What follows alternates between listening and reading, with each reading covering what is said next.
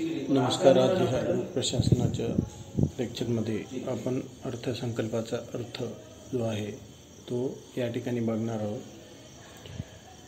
अर्थसंकल्प म्हणजे काय व अर्थसंकल्पाचा अर्थ काय हे जाणून घेण्यासाठी आपल्याला काही अर्थसंकल्पाशी संबंधित असणाऱ्या काही व्याख्या या ठिकाणी बघणे क्रमप्राप्त ठरते. यामध्ये पहिली जी व्याख्या आहे ती लिनॉय यांनी केलेली आहे. अर्थसंकल्प एका निश्चित कालावधीमध्ये होणारे अंदाजित जमा व खर्चाचे विवरण होय. अर्थसंकल्प म्हणजे एका निश्चित कालावधीसाठी होणारे अंदाजित जमा आणि खर्चाचे विवरण. एक निश्चित कालावधी ज्यालाच आपण त्या देशातील आर्थिक वर्ष असे म्हणतो. काही देशामध्ये हे आर्थिक वर्ष 1 जानेवारी ते 31 डिसेंबर आहे. अशा विविध स्वरूपाचे आर्थिक वर्ष आपल्याला वेगवेगळ्या देशामध्ये पाहायला मिळतील. भारतामध्ये हे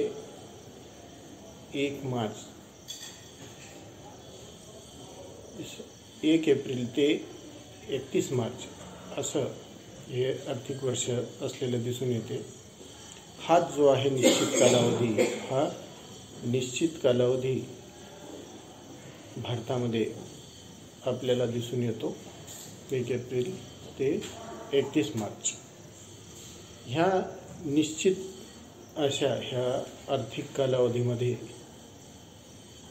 एकूण अंदाजित जमा व खर्चाचं जे विवरण आहे हे अंदाजित जमा व खर्चाचं विवरण असणारं जे शासकीय पत्रक आहे याला आपण अंदाजपत्रक असे म्हणतो.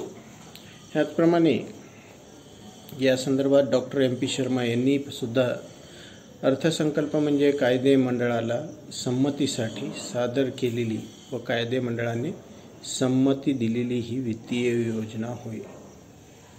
डॉक्टर MP शर्मा यांनी या अर्थसंकल्पाच्या कायदेशीर बाबीवर अधिक भर दिला आहे आपल्या व्याख्येतून. यामध्ये शर्मा असेही म्हणतात की संसदेला सादर केलेली व संसदेने मंजूर केलेली ही वित्तीय योजना म्हणजे अंदाजपत्रक होय.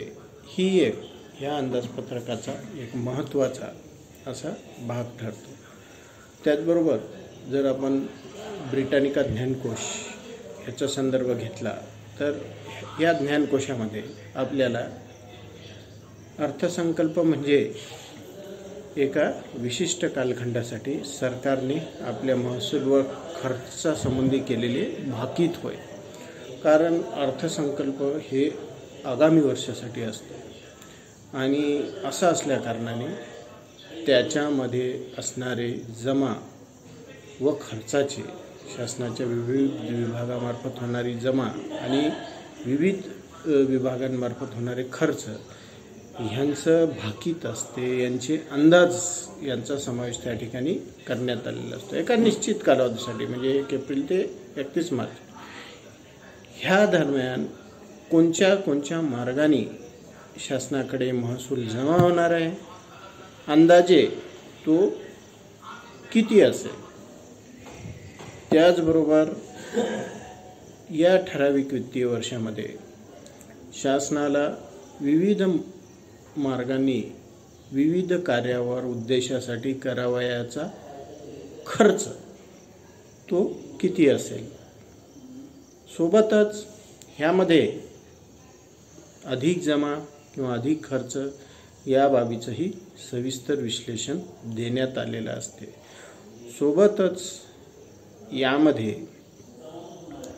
जे काही खर्च आणि जमेची जी तोंडमिळवणी त्या ठिकाणी करावयाची आहे ती कोणत्या मार्गाने होऊ शकते किंवा ती कोणत्या मार्गाने शासन करणार आहे याबाबतही त्या ठिकाणी सर्व विवरण हे आर्थिक विवरण त्या ठिकाणी देण्यात आलेलं असतं। यामागचा उद्देश हाच असतो की जर का एव्हाना खर्च जास्त झाला असेल तर असे तर नाही की शासन जनतेकडनं अधिक प्रमाणामध्ये त्या ठिकाणी कर वसूल करण्याचा प्रयत्न करीत असेल आणि ही बाब संसदेच्या निदर्शनास येणे आवश्यक आहे आणि त्या अनुषंगाने ह्याही बाबीचं त्या ठिकाणी विवरण माहिती ही देण्यात आलेली असते। तर टेलर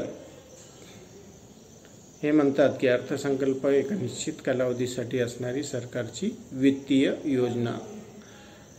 ही एक टेलरची व्याख्या अतिशय सुटसुटीत साधी आणि सरळ असलेली आपल्याला दिसून येते, जी की इतर म्हणजे की लिनॉय किंवा ब्रिटानिका ज्ञानकोश यांच्याशी सम अर्थाने ही व्याख्या F.W. टेलर यांनी केलेली आपल्याला दिसून येते।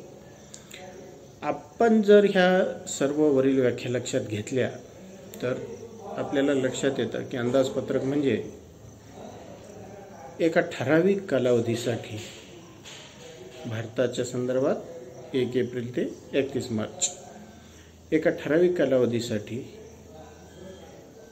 शासनाने आपले जमा व खर्चाचे अंदाज याचं विवरण करणे म्हणजेच अंदाजपत्रक होय। शासनाच्या या अंदाजांचा अंतर्भाव असणाऱ्या या विवरणाला किंवा या पत्रकाला आपण अंदाजपत्रक असे म्हणतो।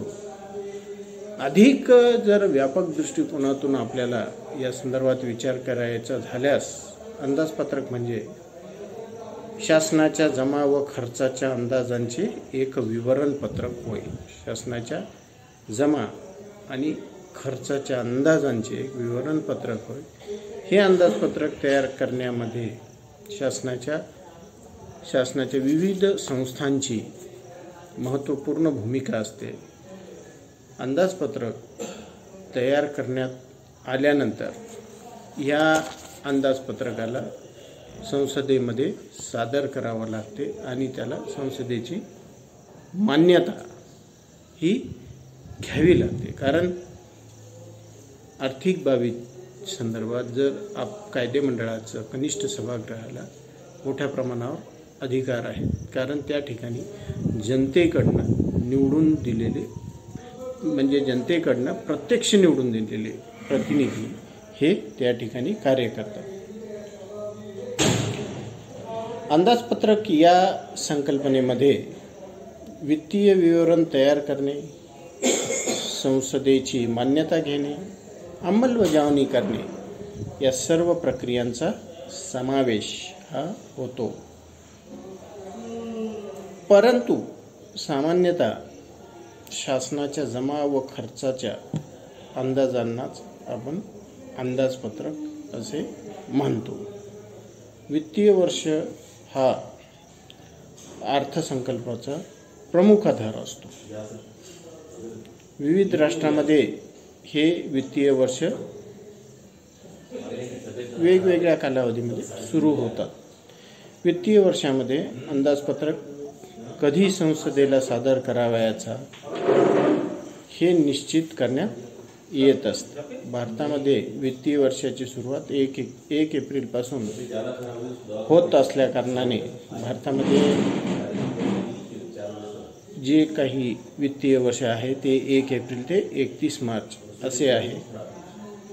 तर आगामी वित्तीय वर्षासाठी अंदाजपत्रक हे फेब्रुवारी महिन्याच्या शेवटच्या दिवशी किंवा फेब्रुवारी महिन्याच्या शेवटच्या कालावधीमध्ये संसदेसमोर सादर करण्यात येत असते।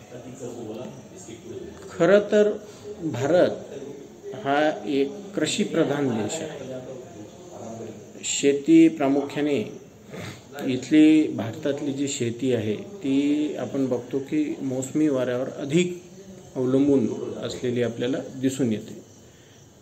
हवामान निसर्ग याने साथ दिली तर उत्पन्न चांगलं होते, अन्यथा यामध्ये उत्पन्नावर मोठा परिणाम होतो। भारतामध्ये 1 एप्रिलपासून वित्तीय वर्ष सुरू होत असल्यामुळे हे अंदाज जे आहेत हे प्रामुख्याने जून आणि जुलैपासून बांधण्यात येतात, म्हणजे आगामी वर्षासाठी। व त्यामुळे सत्य परिस्थिती व बांधलेले अंदाज यामध्ये काय होतं, बऱ्याच प्रमाणामध्ये तफावत राहून जाते। कारण मोसमी वाऱ्यावर आधारित शेती ह्याचं जे काही मूल्यमापन आहे ते आपण शेवटपर्यंत योग्य प्रमाणामध्ये करू शकत नाही। कारण पिकांच्या कोणत्या टप्प्यावर त्याच मोसम कशा पद्धतीने राहिला आणि त्याचा परिणाम काय झाला, यामुळं बऱ्याच वेळा जे आपण केलेले अंदाज असतात हे अंदाज त्या ठिकाणी चुकत असतात। आणि यामुळे भारतामध्ये वित्तीय वर्ष 1 जानेवारी ते 31 डिसेंबर असावं अशी बऱ्याच प्रमाणामध्ये मागणी झालेली आहे, की जेणेकरून आपल्याला हे अंदाज जे आहेत, अंदाजपत्रक आगामी वर्षाच्या वित्तीय वर्षाच्या अंदाजासंबंधी आपल्याला जे अंदाज करायचे आहेत हे अधिक अचूक हे यामध्ये होऊ शकतात। त्या दृष्टीने ही मागणी आणि अनेक तज्ज्ञांनी या ठिकाणी केल्याचं आपल्याला दिसून येते। अशाच प्रकारची शिफारस प्रशासकीय सुधार आयोगाने सुद्धा केलेली आहे। भारतीय अर्थव्यवस्थेचा कृषी हा मोठा घटक आहे आणि भारतीय अर्थव्यवस्थेवर ह्या शेती क्षेत्राचा खूप मोठा प्रभाव आहे।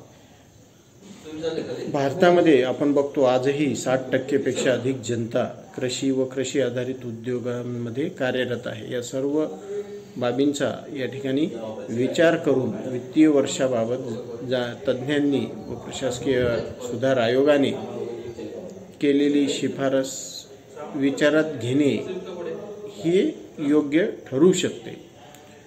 असे असले तरी या संदर्भात, या वित्तीय प्रशासनाच्या संदर्भात आपल्याला जो काही आधारभूत ठराविक कालावधी आहे तो म्हणजे 1 एप्रिल ते 31 मार्च हेच गृहीत धरून या ठिकाणी चालले। धन्यवाद।